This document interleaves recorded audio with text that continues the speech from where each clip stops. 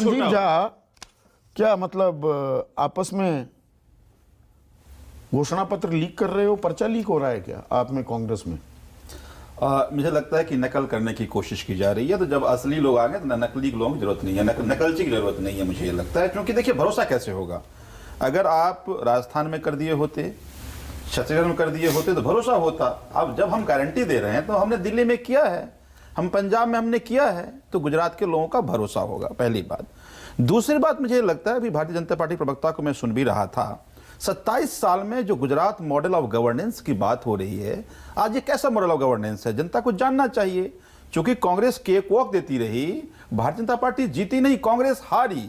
आज 2001 से तुलना करें तो 5 ये निर्मला सीतारमण के कमेंट को कॉपी पेस्ट मार दिया है ना, केक वॉक ही दिख रहा है। बीजेपी जीती, कांग्रेस केक वॉक ही दिख रहा है कि लोग नाराज हैं, रुपया गिरा नहीं, डॉलर मजबूत हो गया। लोग नाराज हैं, लेकिन कांग्रेस पे भरोसा नहीं है। आज देखिए कि अगर 2001 से तुलना करें तो 5 गुना कर्जा बढ़ गया, 2006 से तुलना करें 3.5 गुना कर्जा बढ़ गया। अब देखिए, वहां पर कोई भी एग्जाम उसका पेपर लीक जरूर होता है। आज देखिए, वहां पे नौजवान रोजगार के लिए सड़कों पर है, शराबबंदी वाले स्टेट में जहरीले शराब से लोग मर रहे हैं। हद तो तब हो गई जब सूरत आप में शराब घोटाला कर रहे हैं दिल्ली में, भी आता हूं। हद तो तब हो गई जब सूरत में 22 बच्चे की मौत इसलिए हो गई कि फायर डिपार्टमेंट के पास सीढ़ी नहीं थी पहुंचने का। आज देखिए कि वहां के शिक्षा मंत्री ये कह रहे हैं कि हमारे यहाँ 6300 स्कूल बंद हो गए, 700 स्कूल में टीचर नहीं है, 30,000 में कमरों की कमी है, 400 स्कूल में प्रिंसिपल नहीं है। लगभग 18 डिस्ट्रिक्ट में बेसिक हॉस्पिटल में जांच की मशीन नहीं रही है। ये स्वास्थ्य मंत्री जाकर के विधानसभा में कहते हैं। तो ये है गुजरात का गवर्नेंस मॉडल। अब देखिए, दिल्ली में आम आदमी पार्टी का गवर्नेंस का मॉडल था, जिसमें जो शिक्षा में काम हुआ, शराब घोटाला होता है, बस घोटाला होता है, जल घोटाला होता है, सत्येंद्र जैन जेल में है। ठीक है, मैं उस घोटाले पे भी बात कर लेता हूं, लेकिन पहले जो शिक्षा में काम हुआ उसकी प्रशंसा देश विदेश में हो रहा है। जो मोहल्ला क्लिनिक या हॉस्पिटल्स में काम हुआ उसकी प्रशंसा देश विदेश में हो रहा है। आज जो 24 घंटे बिजली मिल रही है, मुफ्त बिजली मिल रही है, उसकी प्रशंसा हो रही है। आपने कहा घोटाले की बात, बिल्कुल ठीक है कि भारतीय जनता पार्टी ने पूरी कोशिश करी कि हम किसी तरह से साबित कर दें कि मैं तो बेईमान हूं, ये भी बेईमान है। 2015 से अगर आप देखेंगे, पहले सुंगलू कमेटी बना था, याद है ना आपको? उस सुंगलू कमेटी दिल्ली सरकार के 1500 किए गए फाइल के फैसले को जांच किया, एक में करप्शन नहीं मिला। मुख्यमंत्री का छापा पड़ा, डिप्टी सीएम के घर पे छापा पड़ा, डॉक्टर मिश्रा के घर पे छापा पड़ा, 1 रुपया कहीं नहीं मिला। तो अब इनकी एजेंसी ये साबित नहीं कर पाई या 1 रुपये नहीं मिला कि भ्रष्टाचारी। अब क्या किया फिर उन्होंने? एक ठग सुकेश चंद्रशेखर को ले आए। अब देखिए कि ठग के सहारे ये साबित करने लगे कि नहीं, ये बेईमान है। अब उस ठग के सहारे पूरे कैंपेन करने की कोशिश कर रहे हैं। तो मुझे यह लगता है कि वो ठग सुकेश चंद्रशेखर स्टार कैंपेन होना चाहिए, इसलिए कि सुनने में आया, बड़ोदरा में प्रधानमंत्री जी गए थे, केवल 800 लोग आए, तो ये कहा गया कि ये मीडिया में बाइट ना जाए, मीडिया में फुटेज ना जाए। तो अब प्रधानमंत्री की रैली में लोग नहीं आ रहे हैं, तो अगर ठग सुकेश चंद्रशेखर जाए तो उसको देखने के लिए सही लोग आ जाएंगे। तो आज शराब नीति बदल देते हैं। शराब नीति, दाल में कुछ काला था तभी तो पुरानी नीति पर चले गए, नई नीति लेकर आए थे, जो हम तो 10,000 करोड़ कमाएंगे। इसलिए कि शराब नीति को इनके जो हमारे अधिकारी को डराया गया कि अगर दोबारा शॉप ऑक्शन होगा, अभी तो जांच चल रही है, कार्रवाई होगी, जांच कर लो ना, ये भी अच्छी बात है।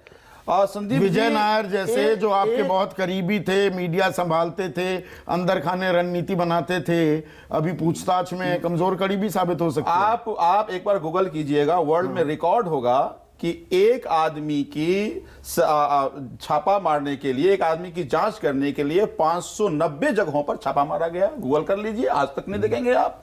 वो 1 करोड़ घोटाला की बात कर रहे हैं, उससे ज्यादा खर्चा हो गया होगा जांच में। लेकिन एक बात देखिए आप, चाहे हमारे सत्येंद्र जैन जी हों, जब कोर्ट ने यह कहा कि तो 1 करोड़ की बात नहीं है, 144 करोड़ 36 लाख। सीबीआई तो नहीं कह रही है, सीबीआई क्या कह रही है? 144 करोड़ 36 लाख का आरोप लगा रही है बीजेपी। वो तो लाइसेंस फी आपने माफ कर दी। ये बड़ी अच्छी बात है, ये बड़ी अच्छी बात है। एजेंसी, इनकी अपनी एजेंसी कुछ और कहती है, इनके अपने प्रोपेगेंडा टीम है। वो कोई 8,000 करोड़ कह रहा है, कोई 4,000 कह रहा है, कोई 40 करोड़ कह रहा है, कोई 44 करोड़ कह रहा है, और सीबीआई ये कह रही है कि 1 करोड़ का घोटाला एक व्यापारी, शराब व्यापारी, सत्येंद्र जैन तो जेल में है। 2016 में एफआईआर हुआ था, 7 साल हो गए, अभी भी कोर्ट में अभी तक एविडेंस प्रोड्यूस नहीं कर पाए हैं। तब कहीं कहीं से कहीं सुकेश को लाकर जोड़ देते हैं, कभी किसी को लाकर जोड़ देते हैं, कभी किसी को लाकर जोड़ देते हैं। तभी मैं कह रहा हूं कि भारतीय जनता पार्टी की एजेंसी ने यह साबित कर दिया है कि आम आदमी पार्टी आपको डीएनडी बता रहे हैं आपके नेता को। देखिए, ये भारतीय जनता पार्टी का कल्चर है। यही नहीं, गौरव भाटिया ही नहीं, दिल्ली के चुने हुए सांसद जिनको पता चला है कि भी प्रदेश अध्यक्ष बनाए जाने वाला है, उसने क्या क्या नहीं कहा हम आपको चैनल पे बता नहीं सकते हैं।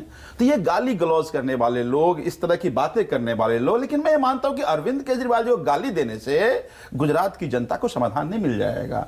गुजरात की जनता को जाके बताना पड़ेगा। आज अरविंद केजरीवाल जी जाके गारंटी कार्ड दे रहे हैं कि हम जब आएंगे तो शिक्षा की क्या गारंटी है, स्वास्थ्य की गारंटी है, हिमाचल में क्यों नहीं दी है गारंटी? वहां तो बहुत पढ़े लिखे लोग हैं। हम लोग केरल के बाद सबसे पढ़ा लिखा राज्य है। हम हर जगह प्रयास वहां रणछोड़ दास बन गए आप। देखिए, हमने अपना प्रयास किया है और डेमोक्रेसी में हम, जरूरी नहीं है कि हर प्रयास हमारा सफल हो जाए, लेकिन गुजरात में गुजरात की जनता 27 साल से भारतीय जनता पार्टी के गवर्नेंस से परेशान है। मोदी आपके सामने उदाहरण है। देखिए, अभी क्या कह रहे थे ये कि कोई भी हो पकड़ा जाएगा। प्राइमा फेसी घड़ी बेचने वाले आदमी को पुल का टेंडर दे दिया गया और उसके बाद वो आज तक गायब है। गुजरात में लोग ये कह रहे हैं कि प्रधानमंत्री का वो दोस्त है और प्रधानमंत्री का सबसे बड़ा डोनर भी है। मैं दावे से कह सकता हूं कि उस आदमी को किसी एफआईआर, आप कहते हैं भाग गया, पहले एफआईआर में नाम तो हो तभी तो जांच हो, पकड़ा जाएगा।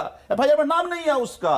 अब देखिए, 144 लोगों की मौत होने के बावजूद प्रधानमंत्री गए हुए उस जिले में, कहा कि नहीं, जिला अधिकारी के कार्यालय मीटिंग में, क्या मीटिंग में आखिर निकला क्या? तो गुजरात की जनता सब देख रही है। नहीं, जनता देख रही है। आप नोट पर, रुपये पर लक्ष्मी और गणेश की तस्वीर लग जाए, अर्थव्यवस्था उभर जाएगी। क्या बुराई है?